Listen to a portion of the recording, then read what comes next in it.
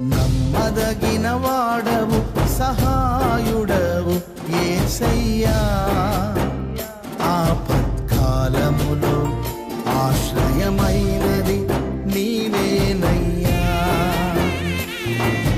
నమ్మదగిన వాడవు సహాయుడవు యేసయ్యా, ప్రభుల వారు నీ యొక్క సహాయకుడు. చాలా మంది కూడా బలహీనమైనప్పుడు, ఏమైనా కష్టంలో పడిపోయినప్పుడు, శ్రమలో పడిపోయినప్పుడు ఎవరో కూడా ఆదుకోవడానికి రారు, ఎవరో కూడా సహాయం చేయడానికి రారు. అయినా సరే సొంత వారు ఏం చేస్తారు తెలుసా? నీ దగ్గర నుండి తప్పించుకోవడానికి చూస్తూ ఉంటారు. సొంత వారు ఏం చేస్తారంటే సహాయం చేసే పరిస్థితి ఉన్నా సరే సహాయం చేయడానికి ముందుకు రారు. ఎందుకో తెలుసా? నువ్వు ఎక్కడ పైకి వెళ్ళిపోతావా, లేకపోతే నువ్వు ఎక్కడ బాగుపడిపోతావా, లేకపోతే ఎక్కడ నీవు దేవుడు నేను హెచ్చిస్తాడా అన్నటువంటి ఆలోచనతో ఉంటూ ఉంటారు.